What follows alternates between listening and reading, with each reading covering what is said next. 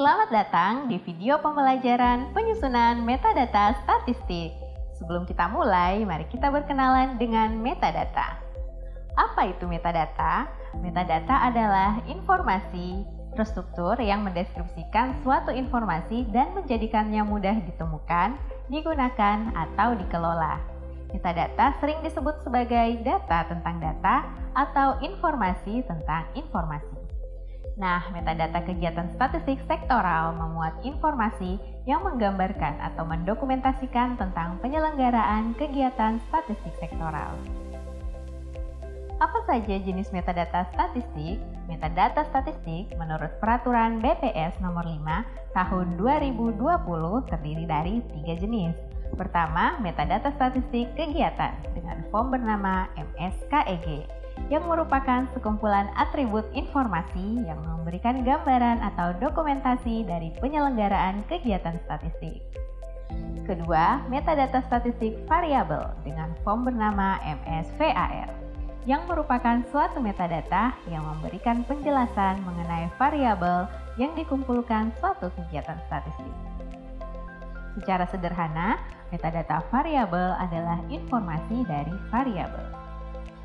Ketiga, metadata statistik indikator dengan form bernama MSIND yang merupakan suatu metadata yang dikumpulkan dalam kaitannya dengan informasi yang melekat pada indikator yang dihasilkan dari suatu kegiatan statistik.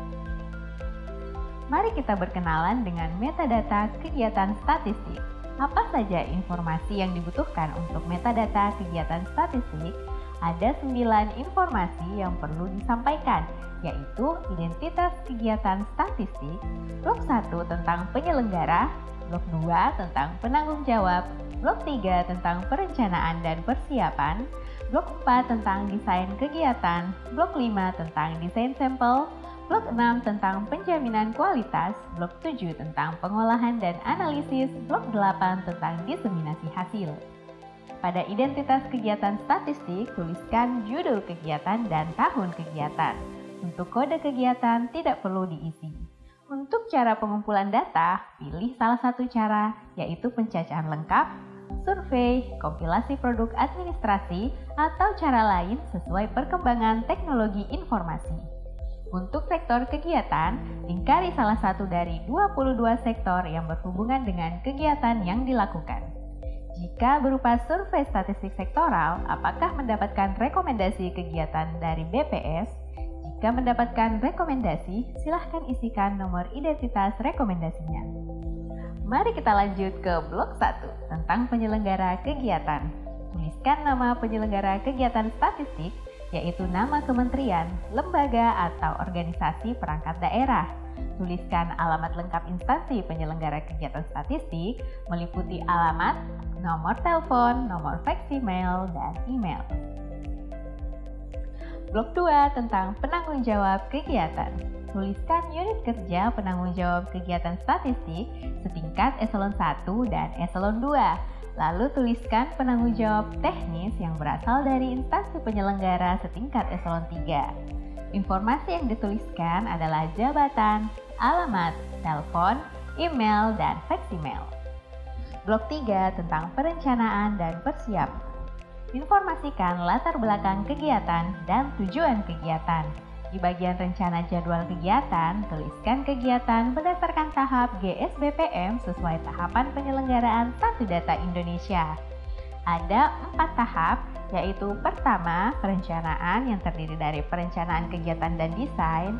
Kedua, pengumpulan data. Ketiga, pemeriksaan untuk pengolahan data. Keempat, tahapan penyebarluasan yaitu analisis, diseminasi hasil, dan evaluasi. Selanjutnya tentang variabel atau karakteristik yang dikumpulkan. Tuliskan nama variabel atau karakteristik, konsep, definisi, dan referensi waktu atau periode enumerasi. Blok 4 tentang desain kegiatan. Apakah kegiatan dilakukan hanya sekali atau berulang? Jika dilakukan berulang, informasikan frekuensi penyelenggaraan. Apakah harian, mingguan, bulanan, triwulanan, 4 bulanan, semesteran, tahunan, atau lebih dari 2 tahunan? Tipe pengumpulan apa yang digunakan? Apakah longitudinal panel, Longitudinal cross-sectional atau cross-sectional. Cakupan wilayah pengumpulan data apakah di seluruh wilayah Indonesia atau sebagian wilayah Indonesia. Kita sebagai instansi di Sulawesi Barat tentunya akan memilih sebagian wilayah Indonesia. Lalu isikan nama provinsi dan kabupaten kota yang dicakup pada kegiatan ini. Selanjutnya, pilih metode pengumpulan data yang digunakan.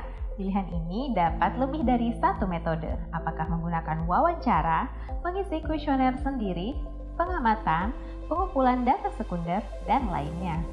Lalu pilih sarana pengumpulan data. Dapat memilih lebih dari satu sarana. Apakah menggunakan Paper Assisted Personal Interviewing atau PAPI, Computer Assisted Personal Interviewing atau CAPI, Computer Assisted Telephone Interviewing atau CATI, Computer Aided Web Interviewing atau CAWI, mail, dan lainnya. Kemudian, pilih unit pengumpulan data. Apakah individu, rumah tangga, usaha atau perusahaan, dan lainnya. Blok 5 tentang desain sampel. Blok ini hanya diisi apabila kegiatan berupa survei. Pilih jenis rancangan sampel, apakah single stage atau multi stage. Bagaimana metode pemilihan sampel tahap terakhir? Apakah menggunakan sampel probabilitas atau sampel non-probabilitas? Jika sampel probabilitas, pilih metode yang digunakan. Apakah berupa simple random sampling, systematic sampling, stratified sampling, cluster sampling, atau multi-stage sampling. Jika menggunakan sampel non-probabilitas, pilih metode yang digunakan. Apakah berupa kuota sampling, accidental sampling, purposive sampling, snowball sampling, atau saturation sampling. Lalu pilih kerangka sampel terakhir, apakah berupa list frame atau area frame. Selanjutnya, tuliskan fraksi sampel keseluruhan. Berapakah nilai perkiraan sampling error variabel utama? Jika tidak menghitung perkiraan sampling error, tuliskan tidak melakukan penghitungan sampling error. Lalu tuliskan unit sampel dan unit observasinya. Blok 6 tentang penjaminan kualitas.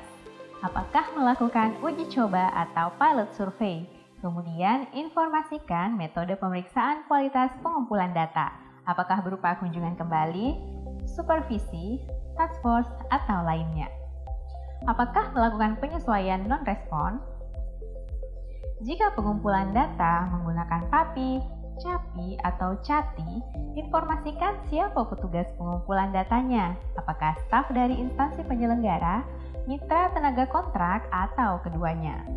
Lalu informasikan persyaratan pendidikan terendah petugas pengumpulan data, apakah SMP, SMA SMK, diploma 1, 2, 3, atau diploma 4, S1, S2, atau S3. Berapa jumlah petugas yang ditugaskan sebagai supervisor atau pengawas dan sebagai pengumpul data atau enumerator.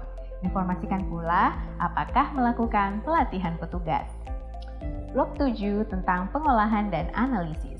Informasikan apakah melakukan tahapan penyuntingan atau editing, penyandian atau coding, data entry, dan penyahihan atau validasi. Lalu informasikan metode analisis yang digunakan, apakah deskriptif, inferensia, atau deskriptif dan inferensia. Selanjutnya informasikan unit analisisnya, apakah individu, rumah tangga, usaha atau perusahaan, dan lainnya. Dan tingkat penyajian hasil analisis, apakah nasional, provinsi, kabupaten kota, kecamatan, atau lainnya. Blok 8 tentang diseminasi hasil. Informasikan produk kegiatan yang tersedia untuk umum. Apakah tersedia dalam bentuk tercetak atau hard copy, digital atau soft copy, dan data mikro. Lalu tuliskan rencana rilis masing-masing produk kegiatan yang tersedia. Demikian penjelasan tentang metadata statistik kegiatan. Selanjutnya, kita akan berkenalan dengan metadata statistik variabel. Apa saja yang perlu diinformasikan di metadata statistik variabel?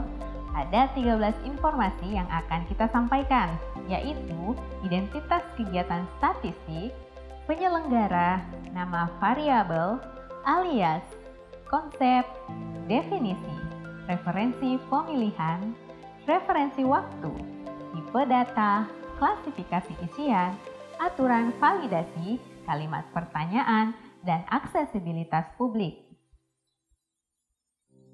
Terakhir, kita akan berkenalan dengan metadata statistik indikator. Apa saja yang perlu diinformasikan di metadata statistik indikator?